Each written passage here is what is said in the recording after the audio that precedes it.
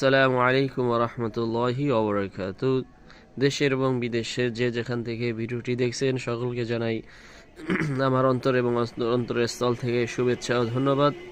তো আসলে অবশ্যই আপনাদের জন্য এই ভিডিওটি অত্যন্ত গুরুত্বপূর্ণ, কারণ যাদের ছোট বাচ্চা রয়েছে, ছোট ছেলে মেয়ে এবং ভাই যারাই রয়েছেন, বাচ্চা যারা রাত্রি দিনের বেলা খুব জ্বালা যন্ত্রণা সারাদিন শুধু কান্নাকাটি করে, তো আমরা কোনোভাবেই তাদের কান্না থামাতে পারি না। তো আসলে বাচ্চারা অনেক সমস্যার কারণে কান্নাকাটি করে।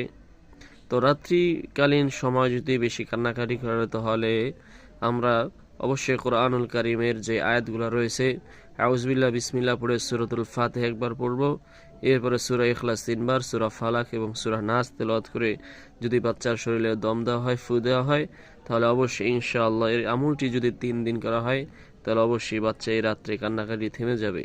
শুধু এটা বাচ্চাদের জন্যই নাই, এবং কি বরং এটা বড়দের জন্য কার্যকরী একটি আমল। যে সমস্ত ভাই এবং বোনেরা রাত্রে খারাপ স্বপ্ন দেখেন, খুবই বাজে স্বপ্ন দেখেন, ভয় পান, তারা অবশ্যই এই আমলটা যদি করেন, সূরা ফাতিহা, সূরা ইখলাস 3 বার, সূরা ফালাক, সূরা নাস এগুলা পড়ে নিজের শরীরে দম করে শুবেন, ইনশাআল্লাহ আপনার কোনো খারাপ স্বপ্ন দেখবেন না, এবং কি কোনো মানুষ আপনাকে কুমন্ত্রণা, ধোঁকা এবং কি জাদুটনা করতে পারবে না। এটা একটি কার্যকরী আমল। এজন্য আমরা ইনশাআল্লাহ সর্বদাই এই আমলগুলো ফলো করব, তাহলে আল্লাহ তাআলা আমাদেরকে এই সমস্ত বালা মুসিবত থেকে অবশ্যই হেফাজত করবেন।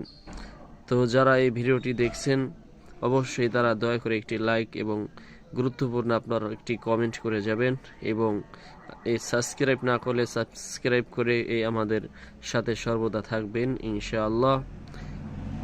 তো এরকম আরও নিত্য নতুন আমলিপূর্ণ ভিডিও পেতে অবশ্যই চ্যানেলটি সাবস্ক্রাইব করে সাথে থাকবেন।